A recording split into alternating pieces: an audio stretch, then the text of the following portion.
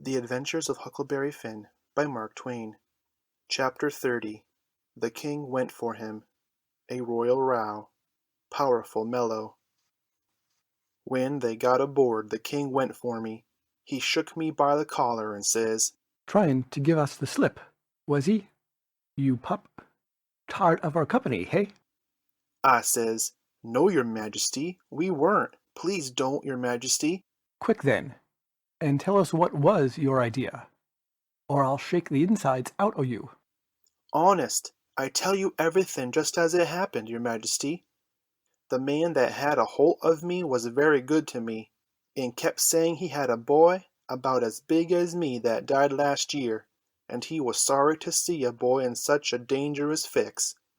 And when they was all took by surprise by finding the gold, and made a rush for the coffin, he let go of me and whispers, 'Heel it now, or they'll hang ye, sure.' And I lit out. It didn't seem no good for me to stay. I couldn't do nothing, and I didn't want to be hung if they could get away. So I never stopped running till I found the canoe, and when I got there I told Jim to hurry, or they'd catch me and hang me yet, and said I was afraid you and the Duke weren't alive now, and I was awful sorry, and so was Jim, and was awful glad when we see you coming. You may ask Jim if I didn't. Jim said it was so, and the King told him to shut up, and said, "Oh yes, it's mighty likely." and shook me up again, and said he reckoned he drowned me. But the Duke says, "Let go the boy, you old idiot. Would you ha' done any different? Did you inquire round for him when you got loose? I don't remember it." So the King let go of me, and begun to cuss that town and everybody in it. But the Duke says, "You'd better a blame sight give yourself a good cussing, for you're the one that's entitled to it most.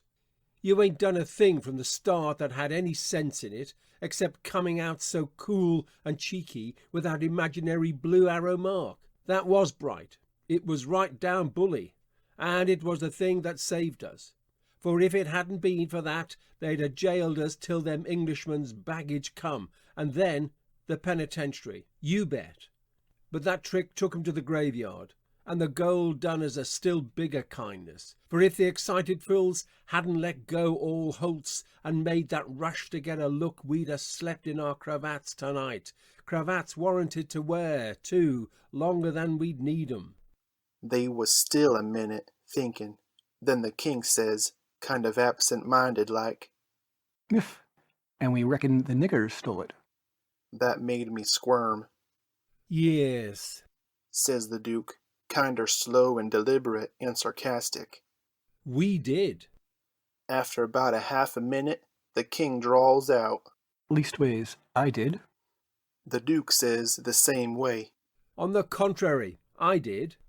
The King kind of ruffles up and says, "Looky here, Bilgewater, what are you referring to?" The Duke says pretty brisk, "When it comes to that, maybe you'll let me ask, what was you referring to?" "Shucks, says the King very sarcastic. but I don't know. Maybe you was asleep and didn't know what you was about." The Duke bristles up now and says, "Oh, let up on this cussed nonsense. Do you take me for a blame fool? Don't you reckon I know who hid that money in that coffin?" "Yes, sir, I know you do know, because you done it yourself." "It's a lie!" and the Duke went for him. The King sings out, "Take your hands off. Let go my throat. I take it all back."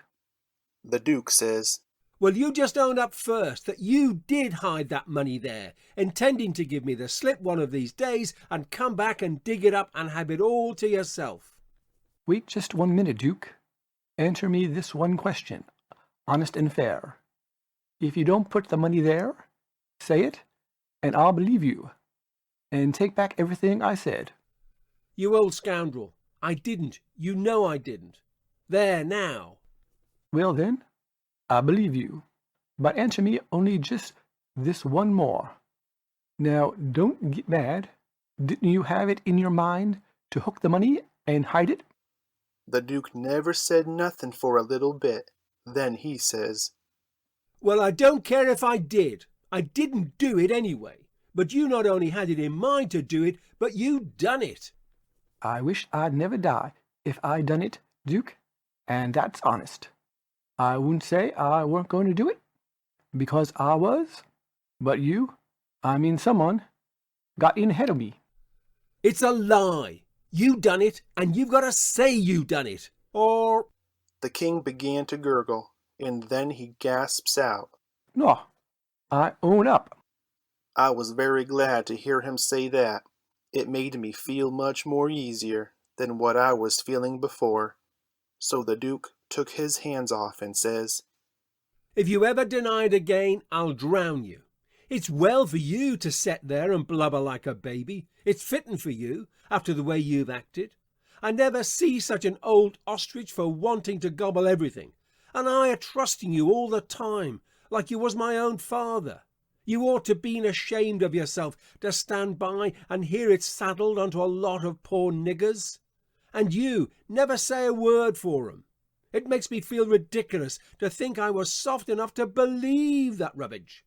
Cuss you, I can see now why you were so anxious to make up the deficit.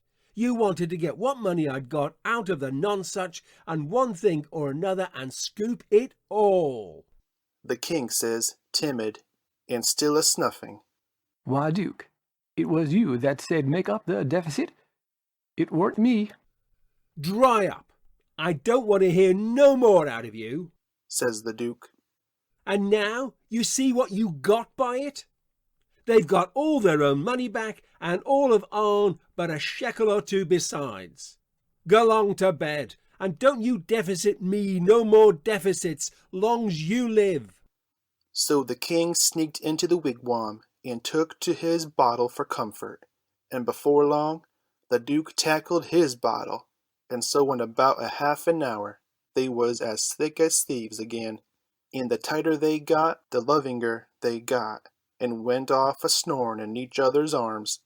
They both got powerful mellow, but I noticed the king didn't get mellow enough to forget to remember to not deny about hiding the money bag again. That made me feel easy and satisfied. Of course, when they got to snoring, we had a long gabble, and I told Jim everything. End of chapter 30.